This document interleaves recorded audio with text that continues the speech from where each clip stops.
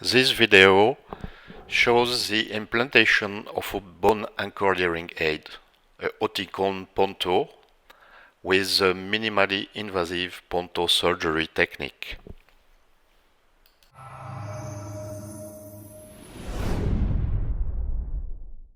The Mips technique uses specific surgical instruments, a 5 mm punch, a Oticon ruler, a cannula drill with a spacer, a widening drill, the abutment inserter, and the insertion indicator, and a soft healing cap. The principle is to drill through the cannula in order to protect the soft tissue. The spacer allowed to fit the depth of the drilling to 3 or 4 mm. The insertion indicator is mounted on the abutment inserter and allows to count the turns during insertion to ensure the full insertion of the implant.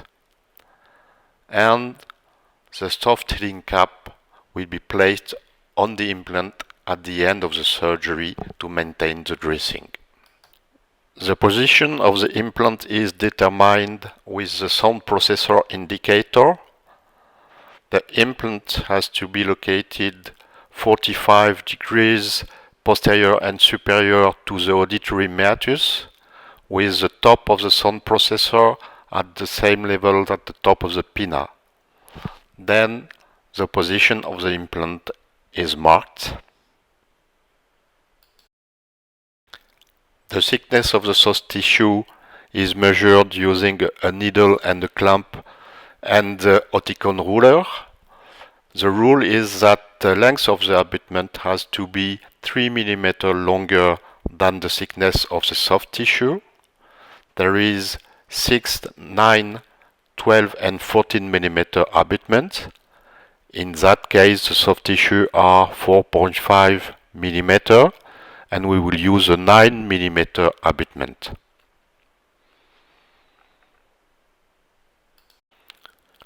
The soft tissue are infiltrated with xylocaine and adrenaline to decrease the bleeding.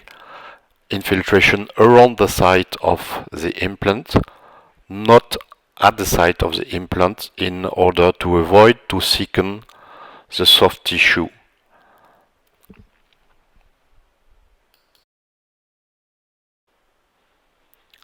The skin and the soft tissue are punched at the site of the implant with a 5 mm punch directly down to the periosteum, and the skin and the soft tissue are removed.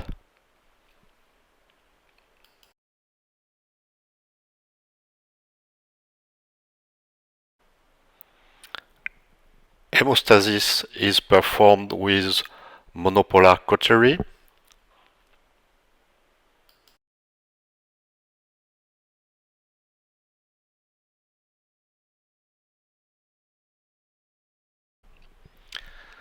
The periosteum is incised and then retracted on an area larger than the diameter of the implant by mobilizing the soft tissue around the site of the implant.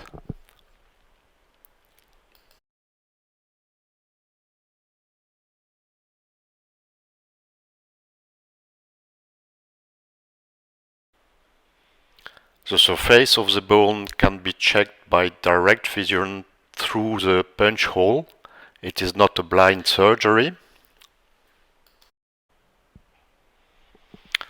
Then the cannula is inserted into the punch hole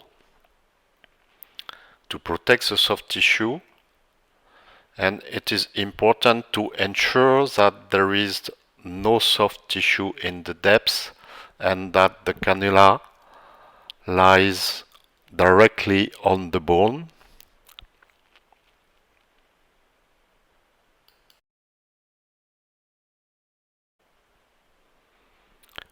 Once controlled that there is no tension on the soft tissue, the cannula is firmly maintained with the left hand. A 3 mm deep hole is drilled with the cannula guide drill. The cannula is filled with saline and irrigation is provided during the drilling, which is short in order to avoid to hit the bone, and then the bone dust is removed. The drilling is performed at a speed of 2000 rotations per minute. The presence of bone at the bottom of the hole is controlled by palpation with a suction tube or with a retractor.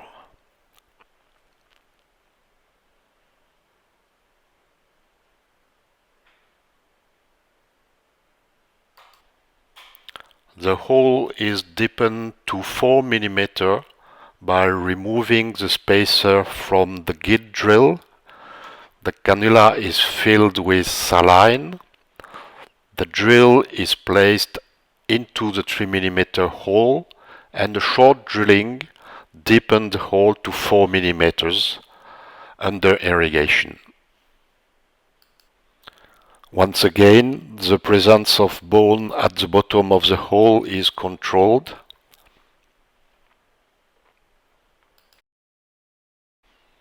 The hole is widened with the 4 mm widening drill. The drill is placed in contact with the bone and a short drilling widens the hole.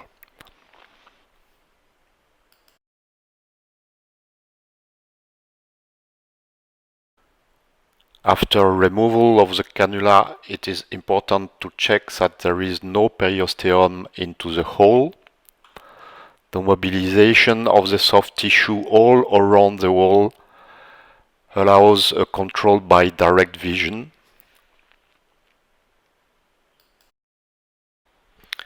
A 4 mm BHX Ponto implant with a 9 mm pre-mounted abutment is inserted after retraction of the periosteum. The insertion is performed at low rotation speed, 15 rotations per minute, with a 50 Newton per centimeter torque. The insertion indicator allows to check the full insertion of the implant.